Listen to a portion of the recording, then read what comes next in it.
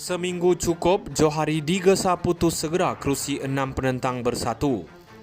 Petaling Jaya Speaker Dewan Rakyat Johari Abdul digesa membuat keputusan segera mengenai permohonan mengosongkan kerusi 6 penentang bersatu. Ketua Penerangan Bersatu Razali Idris berkata pihaknya menghormati hak Speaker yang memerlukan masa untuk membuat keputusan memandangkan ia berkait undang-undang, namun tidak perlu hingga 21 hari walaupun peraturan membenarkannya. Tak perlu ambil masa 21 hari, terus saja laksana demokrasi, laksana akta anti lompat parti dan serah balik mandat kepada rakyat.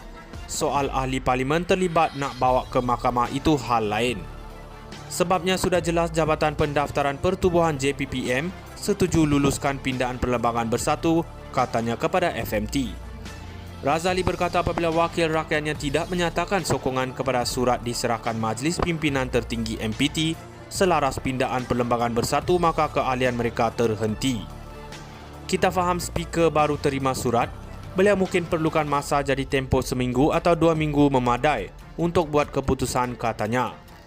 Semalam Johari mengesahkan menerima notis daripada Ketua Whip Bersatu Ronald Kiandi Jumaat lalu dan akan membuat keputusan dalam 21 hari berhubung permohonan mengosongkan 6 kerusi wakil rakyat menentang parti itu.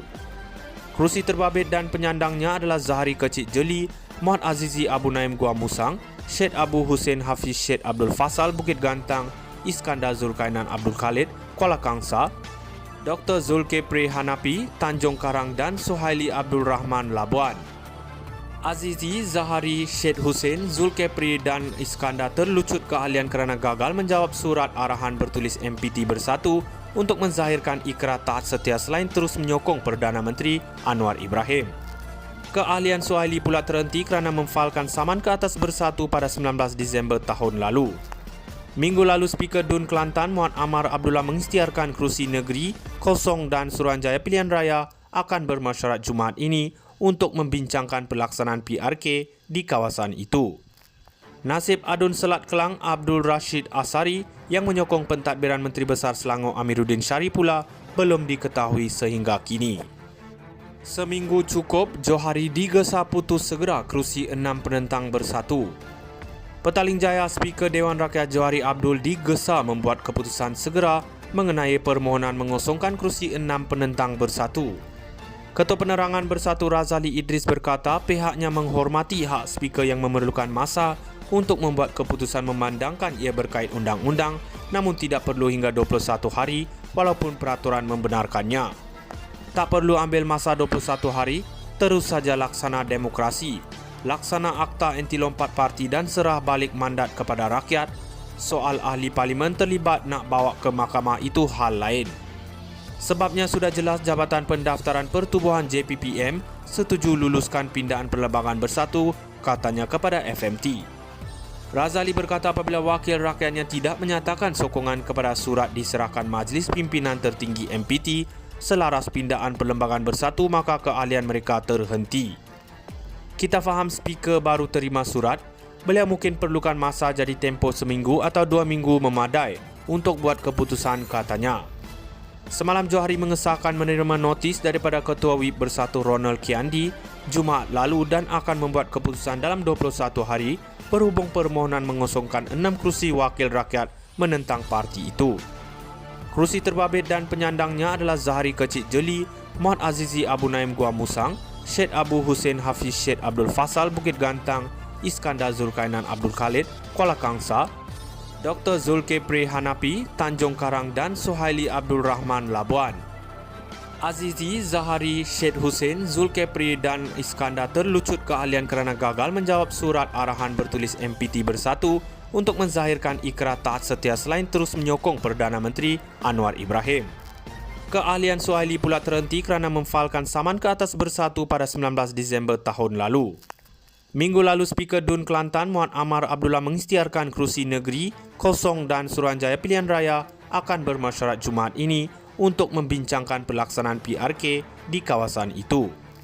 Nasib Adun Selat Kelang Abdul Rashid Asari yang menyokong pentadbiran Menteri Besar Selangor Amiruddin Syarif pula belum diketahui sehingga kini. Seminggu cukup, Johari digesa putus segera kerusi 6 penentang bersatu. Petaling Jaya Speaker Dewan Rakyat Johari Abdul digesa membuat keputusan segera mengenai permohonan mengosongkan kerusi 6 penentang bersatu.